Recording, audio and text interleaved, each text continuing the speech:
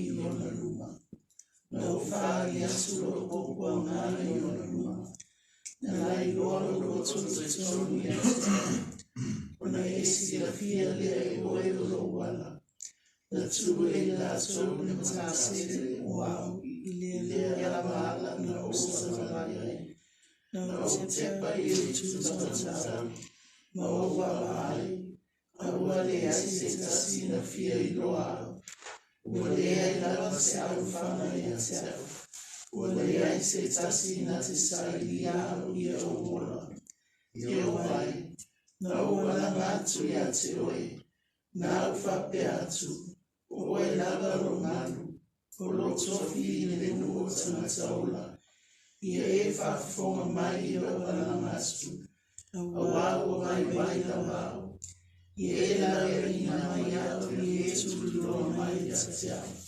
Awa wasili lo la toma lo silo. Ye ena patua la ma o ai fana pui. Ina ia levi ya susu no suafa. E vanga mai ya tia ue a mitonu. Pea e amali mai ya tia. Okay, Samoan family. Verses 1 and 2. I cry out to the Lord with my voice. With my voice to the Lord, I make my supplication. I pour out my complaints before him. I declare before him my trouble. In these two verses, there are 4 points that I would like for us to consider. In verses 1, we will see these 2 points. David cries out to the Lord, and that his supplications are to the Lord. In verses 2, we will see these 2 points. His complaint is before the Lord, and his troubles are made known to the Lord. So we begin at verse 1. I cry out to the Lord with my voice to the Lord, I make my supplication. In verses 1, we see the first point. David cries out to the Lord. In the face of being pursued by his enemy, David finds himself on the run. And verse 1 starts out with the cry of the psalmist. That word cry comes from the Hebrew word zoach, which means to cry out, or a call for help. Now I know there are moments where we cry in prayer. Some of them are happiness because one may come to salvation and there's tears of joy. But then on the other hand, there's also tears in prayer, which is a result of struggle, a result of being overwhelmed. There are also tears in prayer when we have come to the end of ourselves. We've tried everything, we've sought everything, and we did everything that we can. And now we're at that point where we're like, what else but to pray? It's that, Lord, my strength is depleted prayer. It's the Lord, no one else will help me prayer. It's the Lord, I need your help. I'm on my own. Only you can save me prayer. A prayer that is coupled together with weight of inner anguish, a weight that is unbearable. It's almost like a pleading and begging with God. That is the cry of the psalmist this morning. There's a desperateness of his prayer. There's a desperateness of his need. There's a desperateness of his cry. A desperateness of God's intervention. The reason of David's cry in this context was that he's being pursued by King Saul. Saul, who was out to kill him. David hid in the cave of Adullam, 1 Samuel 22:1, while Saul was out to kill him, 1 Samuel chapter 18 to 24. Now think about it. Someone that David has been serving alongside, went into battle with, slayed many enemies, has now turned against his brother in arms, and now is seeking to kill him. David's situation is a hopeless one, and only the Lord can deliver him from such persecution. Now there are different circumstances in David's psalm where he writes a maskil, he writes a didactic poem. Psalm 32 is one of them. Psalm 52 to Psalm 55 is also psalms of maskils of David. The other didactic poems, which is not written by David, is Psalm 78 by Asaph. You also got the sons of Korah from Psalm 42, also Psalm 44 and 45. Heman the Israelite, Psalm 88. Ethan the Israelite, Psalm 89. So we have a wide collection of maskils, a poem that has insights, a poem that instructs. And Psalm 142 is one of those didactic poems. Now, even though we're reading about David in this psalm, there have been others who have done the same. If we can turn to Psalm 77, verse 1. Now, this is a similar cry out to God by Asaph. And if I can ask our brother Ronju, please read Psalm 77, verse 1. And then I'll ask our Samoan Bible readers, please, to read from Salamu Fitu, Sefulu Fitu, Fai Upo Mua Mua. In King James, okay? King James, King James. Psalm 77, verse 1. I cried unto God with my voice, even unto God with my voice, and he gave ear unto me. Thank you, Toho. Our Samoan Bible readers, please. Salamu Fitu, Sefulu Fitu, Fai Upo Mua Mua. Ia. Na wala atuile atua ilolilo. Na wala atuile atua. Ona whaafonga mai lea o ia ia tea. I don't know if that's a didactic poem or a poem of instruction, but we see the similarities in both David and Asaph as they're both crying out to God. Now for us, I guess the question would be, who do we run to when faced with pressing matters? Who do we turn to when we are filled with anguish and a heaviness of heart? May we be all instructed today by this psalm that we too can cry out to the Lord. But also we also have brothers and sisters who are willing to pray for us as well. So we see the point number one, the cry out to the Lord. And point number two is found in the remainder of the verse. With my voice to the Lord, I make my supplication. The second point in verse 1 is supplications are to the Lord. Now the word supplication has numerous meanings. In the Blue Letter Bible, it means to be shown grace or mercy, to seek favor, or to have mercy on. The other definition I would like us to consider is from God Questions, which literally translates the word supplication from Hebrew and Greek to mean a request or a petition. And it's from this definition David makes his request or petition to the Lord. Supplications and petitions can be made in any time of prayer. When we pray corporately, petitions are made. When we pray at work, again, petitions are made. Petitions is praying on behalf of others. The prayer of supplication is generally a request for the person praying. And we would hear it when we have the brothers lead in service, when we have Brother Vai Vai preach. They will normally ask, Lord, strengthen me as I handle the word of God. Amen. But in most cases, I believe prayer of supplication happens also in the prayer closet, in your own prayer time, where you are one-on-one with God, standing or kneeling before the God, the Most High, and you lay everything before the Lord. Lord, I'm struggling. Please strengthen me. I'm nervous this morning. Help me, Lord. Father, I'm prepping for this Bible study or I'm preaching. Holy Spirit, lead me and guide me. David lays his supplications before the Lord, and this is found in verses 6 and 7, and it reads, Attend to my cry, for I am brought very low. Deliver me from my persecutors, for they are stronger than I. Bring my soul out of prison, that I may praise your name. The righteous shall surround me, for you shall deal bountifully with me. I also believe that there are details that go together with the prayer of supplication, where you come before God, make known what's troubling you. Lord, help me with grace, because such and such is making it hard. Lord, help me forgive this person that has caused me so much pain.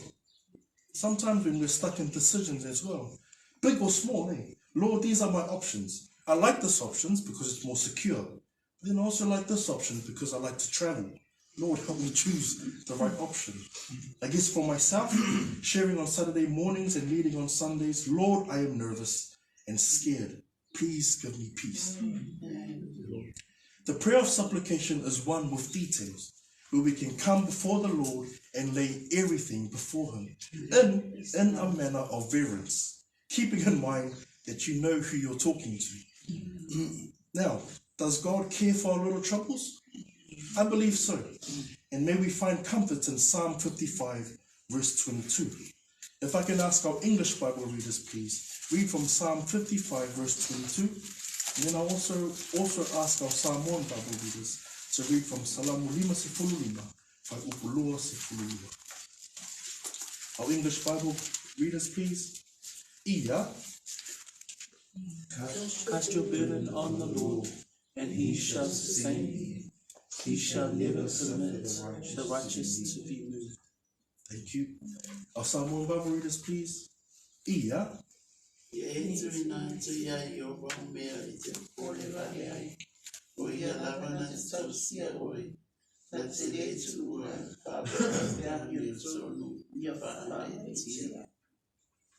Thank you. On a side note on Psalm 55 verse 22, notice there it says God sustains. Normally when we pray to God, our circumstances don't change, but he sustains us. He keeps us. He protects us, He preserves us. Amen. And that's also for us to remember that when we cast our burdens onto the Lord, things don't change, but the Lord sustains us. He helps us through our circumstances. Now in David's case, we see some details of his circumstances. In verse 4, look on my right hand and see there is no one who acknowledges me. Refuge has failed me. No one cares for my soul. In verse 3, when my spirit was overwhelmed within me, then you knew my path and the way in which I walk. They have secretly set a snare for me.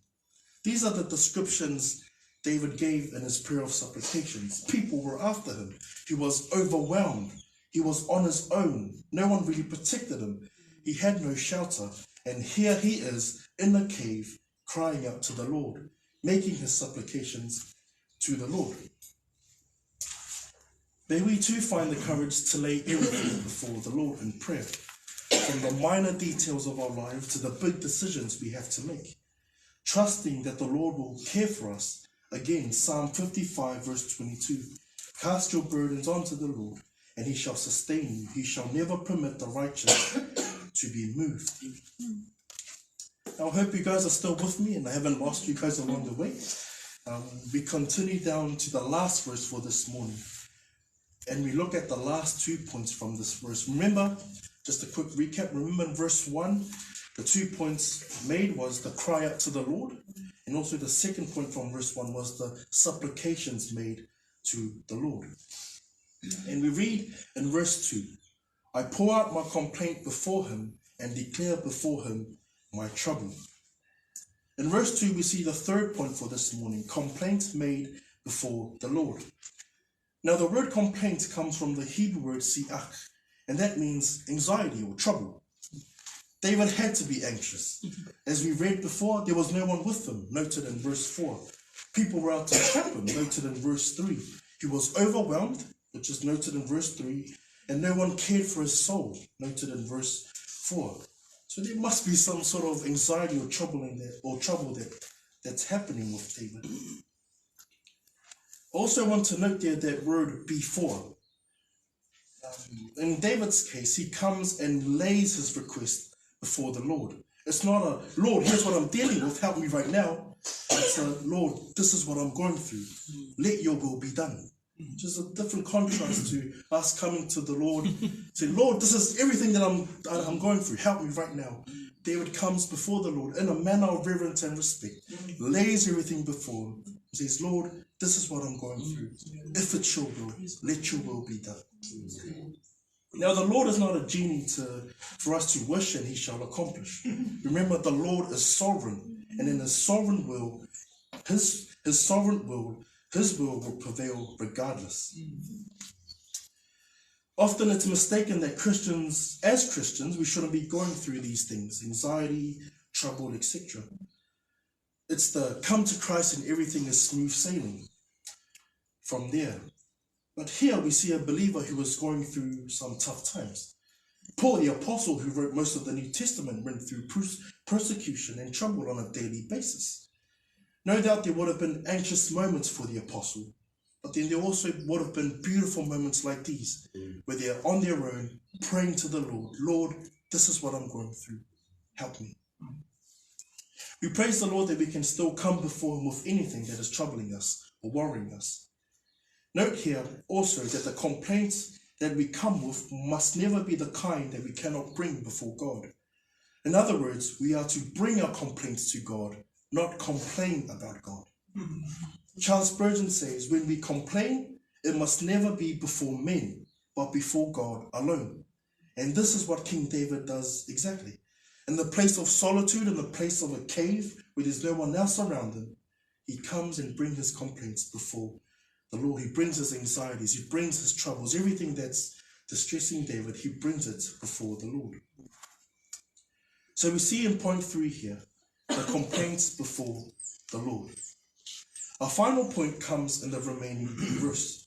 I declare to him my trouble. When we consider the word declare, it comes from the Hebrew word nogaid, which simply means to tell, make known, to report, or to announce. With all these things that is happening with David, given the context of this psalm, in this cave he prays and makes his trouble known to the Lord. This could be both physical trouble and also mentally and emotionally. David here makes his troubles known to the one who can do something about it, not to people that cannot help him. Now, being in the cave in a way has benefited David. Number one, he cries out to the Lord. He comes before the Lord with a great burden and desperate need. Number two, his supplications are to the Lord. He prays and lays everything out before him, down to the little details. Number three, his complaints are before the Lord. The psalmist directly goes to God with his complaints, with his anxiousness and his troubles. He presents it before the Lord. And number four, his troubles are made known to the Lord. He brings all things that are troubling him, his distress, etc. Again, all things are brought and laid out before the Lord. I pray that we find ourselves, when we are overwhelmed or when we find ourselves stressing or in a time of trouble, we remember, number one, we can cry out to the Lord. Number two, we can be as detailed as we can and straightforward with our supplications to the Lord. But also keeping in mind, remember who you're talking to. And number three, we pour out our complaints before the Lord. And remember, we lay our complaints to the Lord. We don't complain about the Lord. Number four, we request our troubles. We request that our troubles are made known to him. Be a blessed family. I hope you have taken at least something away from this little devotion. I will pray, then I'll hand it over to Brother Vaivai, who will lead us in a time of worship. Let us pray. Our Father, I thank you once again for your timeless truths. I thank you, Lord, that from past brethren that we can learn as modern day Christians, Father, and how to approach the fact that we can come to you with everything that's troubling us and distressing you, but in a manner of reverence, in a manner of respect, knowing who we are talking to. Father, I thank you that you would even consider the prayers of your children. May you consider to hear the prayers on a daily basis, Father. But again, let your will be done. And Father, as we end today's devotion, I do pray, Lord, that the truths of your word will find a tough and good soil. And may you in due time, Father, bring those fruits into fruition, Father. These things I pray in the glorious name of our Lord and Savior Jesus Christ. Amen.